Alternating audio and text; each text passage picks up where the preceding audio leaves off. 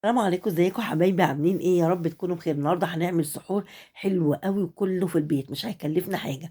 بس اهم حاجه ما تنسوش تعملوا اعجاب للفيديو واشتراك في القناه وتفعلوا زر الجرس. من بسم الله ونبتدي. اول حاجه هجيب بطاطسايه كده كبيره وهقشرها واقطعها مكعبات واشطفها كويس قوي واحط شويه زيت على النار واحطها تتحمر معانا. بعد كده بقى هجيب بوله واجيب 3 بيضات او اي عدد بيض زي ما تحبي. هجيب ال3 بيضات كده واحطهم في بولة كبيرة واحط عليهم ملح وفلفل اسود وكزبرة ناشفة وشوية بابريكا وبهارات سبعة او بهارات مشويات او بهارات برجر. انا بصراحة لقيت عندي بهارات برجر رحت حطاها، وشوية كده رشة صغيرة بيكربوناتو او بيكنج باودر، ومعانا ربع كوباية لبن. هقلب بقى بالمضرب كل دول مع بعض عشان يتجانسوا كده مع بعض كويس قوي.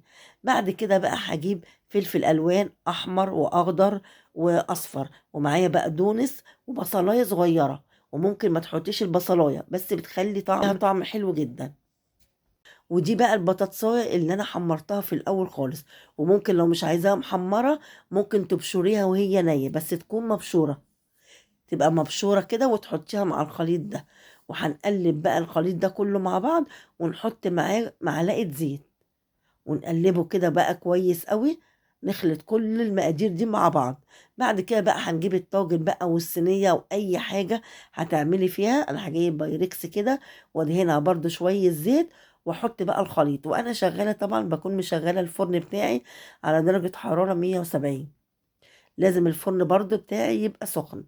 اقلبه برضو كويس قوي كده واحطه في البايركس وادخله بقى الفرن. مش هياخد معايا سوا خالص، يعني يا دوبك 10 دقايق. وهجيب طبق كده واجيب فيه حتة جبنة قريش او جبنة فلاحي وهرسها كده بقى بالشوكة بتاعتي واحط عليها شوية زيت. انا بحب الزيت الذرة العادي، لو بتحب زيت الزيتون يبقى حلو جدا. واحط بقى عليها طماطم مقطعه قطع صغيره وخيار مقطع قطع صغيره، بس يا ريت يكون مش شال القشره بتاعته عشان ما يعملش حرقان.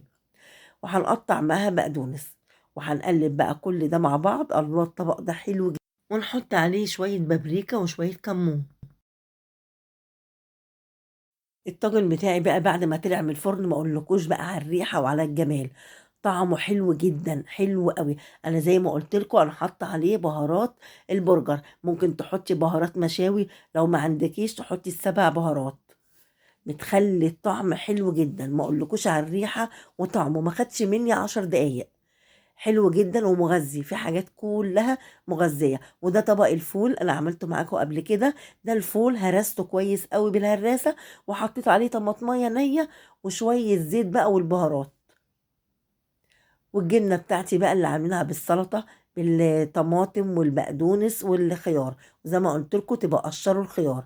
وده العصير، عملت عصير برتقان بالجزر، حلو بقى طعمه حلو ومغذي برضو قوي. وطبعا المربى بتاعتنا بتاعت كل يوم دي لازم، ومعانا الخيار والجزر.